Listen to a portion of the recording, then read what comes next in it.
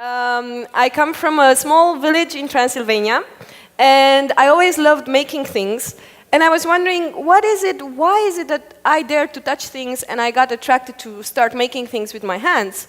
And I realized that when I was young, like this is me when I was 5, I was very, very curious and I loved to do things. And I was lucky because my father was a maker. I didn't know at the time that's called that way.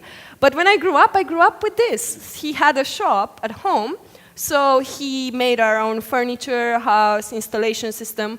So I could tinker together with my father and my brother and broke a lot of things, but also made a couple of things along the way.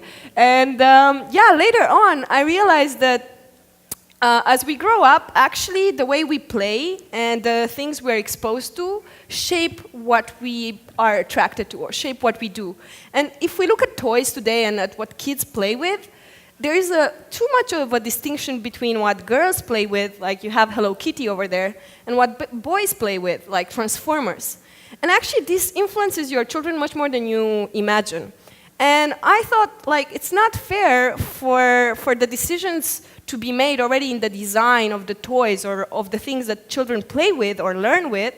So I decided to create this organization called Hackademia, where boys and girls can play together, can learn with their hands, can learn in a very interactive way by touching things, by building things. So Hackademia comes from 3 words: hacking, which is reverse engineering, building with what we have, kid, because we work with children, and academia, because we really want to change academia. We want to hack it. We want to propose a new learning model, which is hands-on.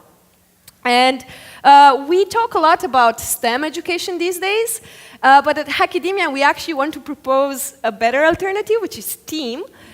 We added there art and design, because this attracts many more girls, many more people. Like, you don't need to be a mathematician to be able to understand how you could make your own microscope, for example. Or, like, if we add this dimension of art and design, it makes it much more inclusive and more fun. And we believe, like, that's what's missing right now in the STEM education.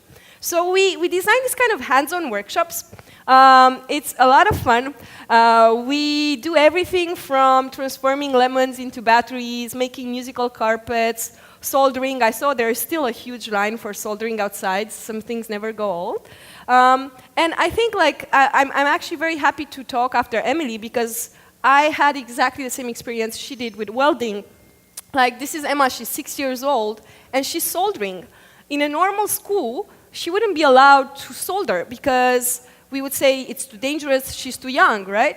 But actually, like, when we allowed her and gave her a soldering iron, we were amazed. She spent 3 hours doing this sound to light unit, and her parents were looking at me, I was looking at them. She understood how to make a difference between different resistors. And two days later, her father called me, where can I buy a soldering iron? Like, she's hooked for life. And we also wanted Hackademia to imagine how the things that children are building could be used in the future. This is a crane built by a kid in Lagos. He's 12 years old. And you can see he's using all the injections. And he's using water pressure to control his crane. All of these things he found on the street. This is a upcycled toy, and it's absolutely amazing. I think if I would have asked adults to build this, they would have taken a month. He did this in 2 days at Maker Faire Lagos in 2012. And we also do workshops where children can actually have an impact in their local community. This is in Budapest, and here the girls are actually taking samples of water around the town and measuring the quality of that water. And I think a big challenge for us is to make it extremely affordable, extremely playful. Like, this is how an upcycled toy looks like. And we noticed, like, we've been doing this for 2 years in 40 countries, and always training local teams of mentors to work with kids. And we really noticed that children really care about their local community. They care about their grandparents, they care about the environment, they care about their parents. So this is why AfriMakers was born. I met all these people from different countries around Africa last year in Berlin, where I'm based. And I taught them how to solder and how to use Arduino. And they said, okay, this is great. You have to bring this to Kenya. You have to bring this to Tanzania. When do you come? And I told them, this is not about me coming there, doing a workshop and leaving. If you want to do something in your country, let's find a team and let's build a project that can continue afterwards. So we created Afri Makers, and we crowdfunded it as well on Indiegogo. So there were 200 people from 17 countries that supported it. And the main idea behind Afri Makers was, how can we prove that making is a cultural manifesto? Like, how can we discover all these different teams around Africa and projects that show what's the local know-how, and how can we teach that again to kids and imagine how they could change and solve the problems in their communities. So I wanted to show you some image of making in Africa, because I think the image we have when we talk about Africa is usually, oh, we're going to go there and help them, it's very poor people. But I think it's also a very rich continent because people have a lot of know-how that we lost. This is a boat made from a whole tree in Ghana by fishermen. This is a do-it-yourself cooling chamber. It's a fridge. So the person who did this, Seridion, he's like a self-taught engineer.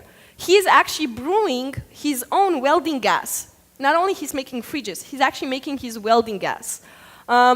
This is like a welding machine, do-it-yourself welding machine that most of the people who weld in Rwanda, this was in Rwanda, they make their own machines for welding.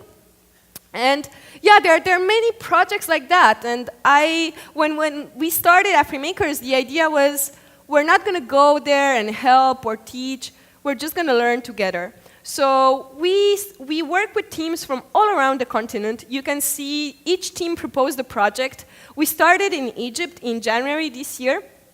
So in Egypt, they wanted to work on air pollution. It's a big problem, so they wanted the local team of mentors wanted to find a way to measure air pollution.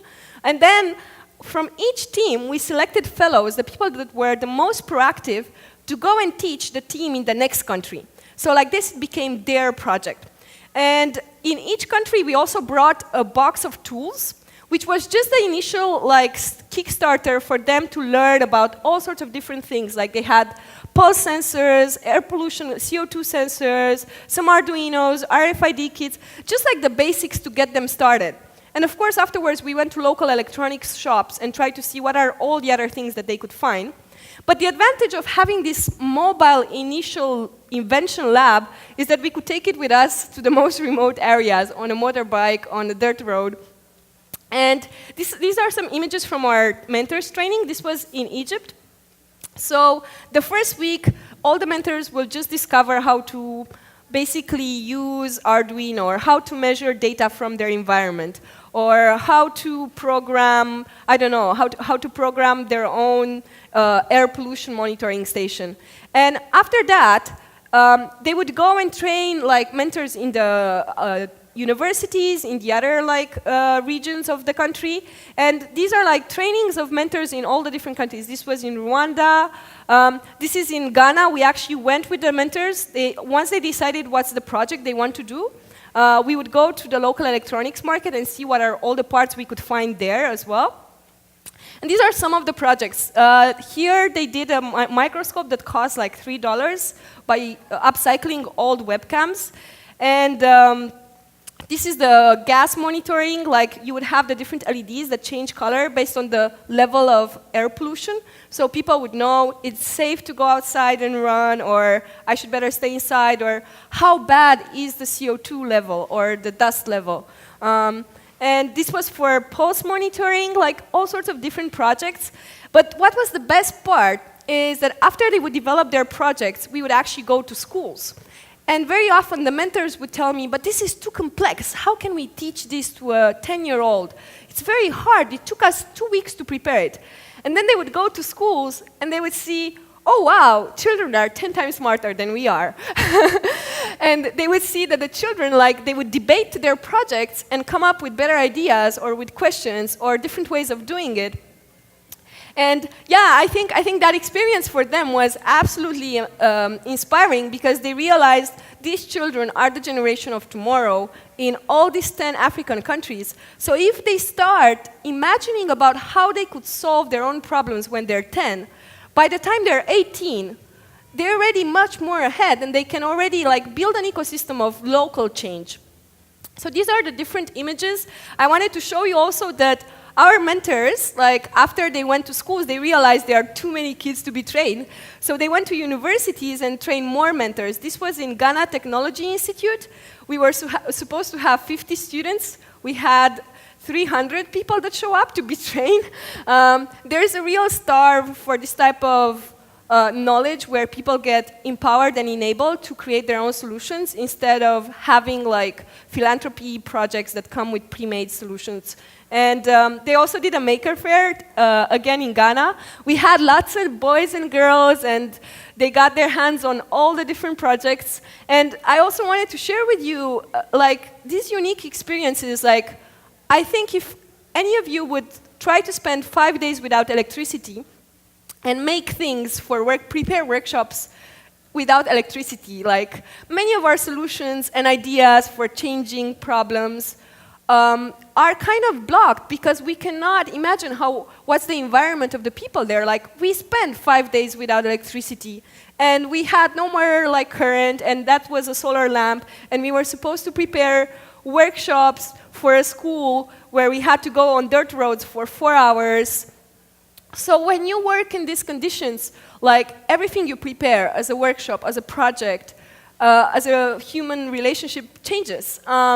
And those are very, very good constraints. And I think that's why we should look at some of the projects that were developed in Africa, not to say, oh, you know, like we're going to go and help them, but like, how can we learn from these people? Because they have the harshest environment, real constraints, and they still come up with some amazing projects. Do you know Arduino? Yeah? We're at Maker Faire, so I'm guessing a lot of you know Arduino. We can't get Arduinos in many of the countries in Africa. So we decided to like, teach them the anatomy of the chip. This is the ATmega 328.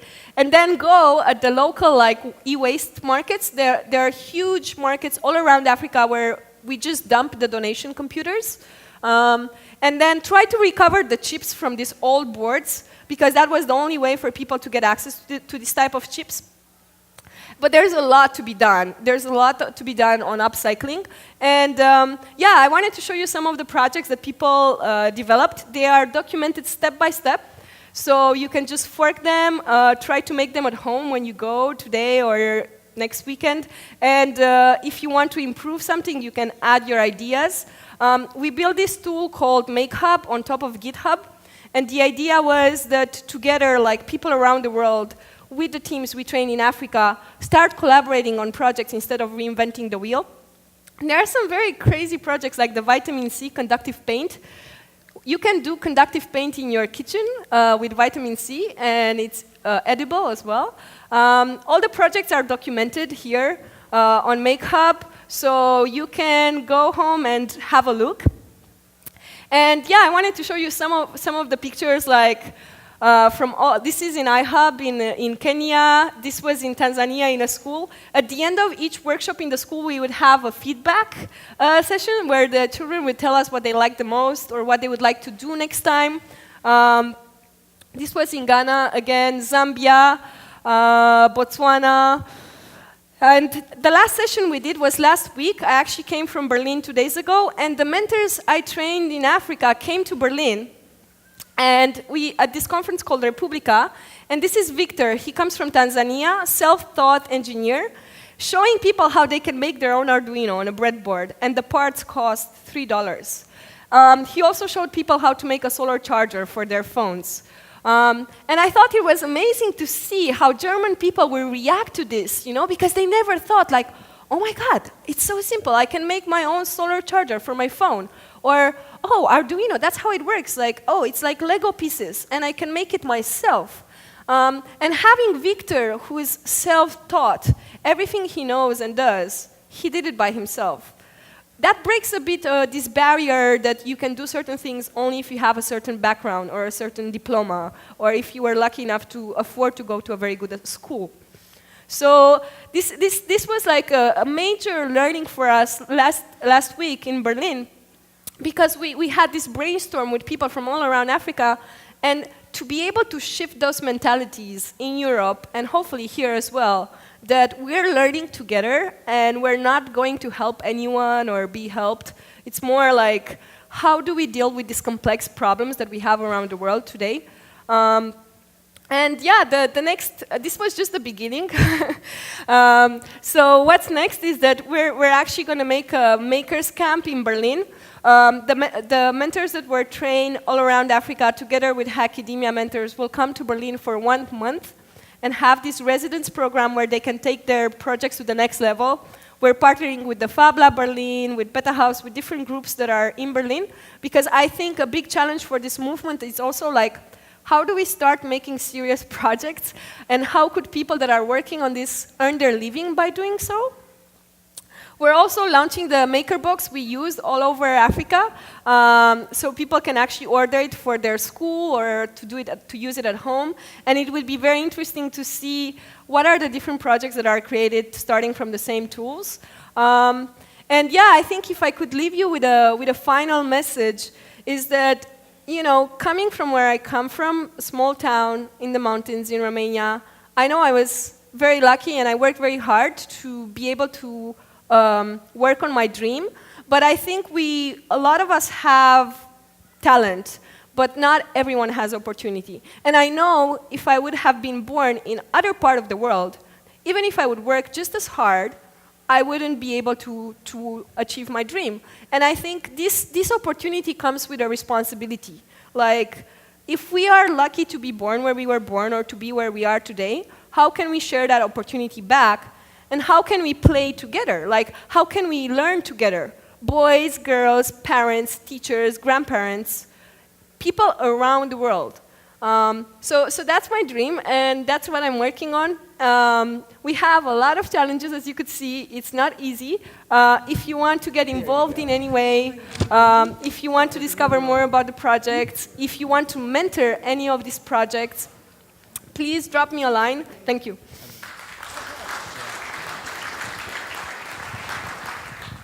Hi, I've been working, making a solar cooker that can be made out of 2 pieces of poster board and a foil and a little bit of glue. And I have the pattern on the Instructables. Yeah. And I was thinking that would be a great thing for Africa. I have, you know, some contacts over in Africa, but for the projects that you're doing, the kids could make something mom could cook in at home. And so I was wondering if you might want my information later. Yes, please send it to us. Like, okay. They were inspired by many projects documented on Instructables. I think documentation is so key because one of the things we noticed is that in many countries they try to recreate the same project, like using sensors for measuring water quality, but they don't look at what has been done already, or people who are working on this don't document their projects because makers like to do things. But actually, like, we couldn't make any of the things we made if other people wouldn't have documented their work. So I'm very happy to hear you put it on Instructables, and I'll love to have a look and then share it with the community and see if they would like to use it. Yeah. I guess I'm interested in, after they go through the process of creation and making, how many people are thinking about it from an entrepreneurial lens, about being able to offer this type of invention more broadly? This is a great question. Actually, that's kind of the goal as well for the mentors, because, you know, when we work in Africa, people can't just volunteer their time to do these workshops in schools. So they need to find a way to sustain. And actually, after the AfriMakers training, there are 10 people working on this full time. And the way they pay for their time is that they charge doing workshops in private schools and do it for free in public schools. And this allows them to do more and more and more, and as they become more advanced, then they realize, oh, this project, like there's a project of a mobile laser cutter for craftswomen in Egypt. This project could become a hardware company, an open hardware company. So that's why now we're looking at doing this Makers in Residence program, because that's a way of pushing like people to become more advanced and spend more time in this like-minded community, so they can actually, do projects like full-time, and their projects could become open hardware companies, or even if it's not open, but like that's what we're aiming. But I think as a whole, in general, like there needs to be three pieces. Like there is the education and community piece, there's the entrepreneurship piece, and then, you know, like having this ongoing like learning in the community, like people that are training and are trained, and how do we, I always describe it like in climbing, where you have, you know, relays at every single level. So we're trying to work with universities, with big companies, with association of parents, co-working spaces, and really putting all the actors in the ecosystem around the table and say, okay, how can we work together and how can we do this? But I think if these projects become companies, they would be very useful companies because they start from local people and from local problems. So when you start solving a problem, you don't need to convince people to buy what you did because they need it. So yeah, that's the big challenge for this movement and also for our project at the moment. Yeah? Excuse me, I have a curious, what response have you gotten from both governmental and non-governmental agencies for your concept? In particular, I'm curious about, like, what about the United Nations or any of their subsequent agencies? If they've shown any interest, or any other non-governmental, non-UN? Yeah, in general, the one that comes with no strings attached, because we don't want to just fall in a scheme of a certain project. Or, you know, a lot of times people ask for metrics. And I showed you, you know, the pictures from the different countries and the number of children and mentors we work with. But there are a lot of things that cannot be measured. And it's like, how do you measure how much you increase the motivation of a child when he's 10? And the fact that when he's 18, he's probably going to have a different career choice. So in general, we're trying to work with as many different actors as possible. But we care a lot about maintaining independence in terms of decision making, and also we're very careful because we work with children, so we don't want to work with companies that just want to push products in new markets. So that's like, it's a very conscious choice, and I think the big problem in Africa, you know, is like there's a lot of funding for entrepreneurship projects and for startups and mobile development. It's not the funding that is missing there. What's missing is the capacity building. And what's missing is enabling people to create their own projects. So I think that's something that everyone has to learn, that you can't just push a lot of money in a community and expect it somehow magically to solve all its problems. And the growth is much slower, and it's organic, and it has to happen with the people, for the people. And I think in this age where everything is fast, you know, and where we believe technology can solve everything, it's hard to convince people to trust these local community processes and this organic but yet meaningful growth. I don't know if I answered your question, but yeah. I don't know, maybe I missed it, but what indeed is your dream? What was my dream? Yeah. Yeah, my dream is that more kids like curious like I was are given the chance to learn in many different ways.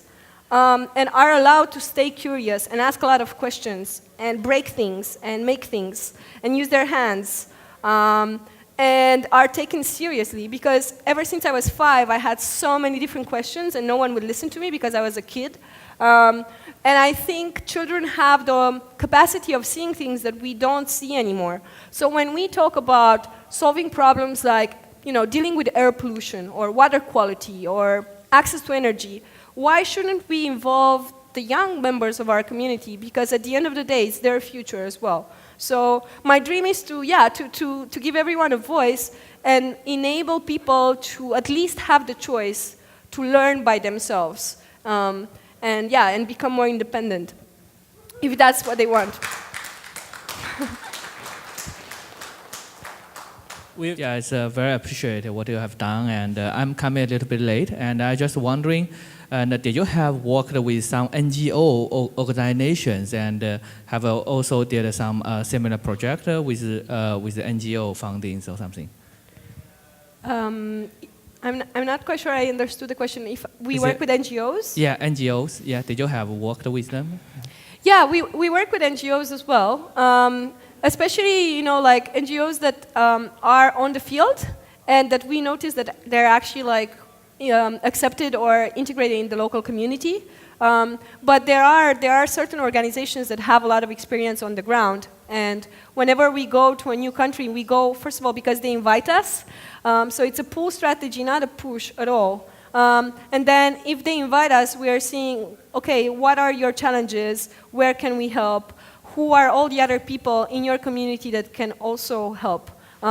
So a lot of this comes from collaboration into all existing actors. That being said, I think there's a lot of work to be done in the NGO sector. Because for us, what was very hard, and I want to share this experience, we would go to certain countries and people would come to the training and be very disappointed that we're not giving them free things. So it's like, oh, you're not giving us this at home, or you're not giving food, or you're not giving money. And I'm like, no, we're giving knowledge. And yeah, I think sometimes NGO work creates certain dependency, and that makes it hard for these grassroots projects that come afterwards to change that mentality. Yeah, thank you very much.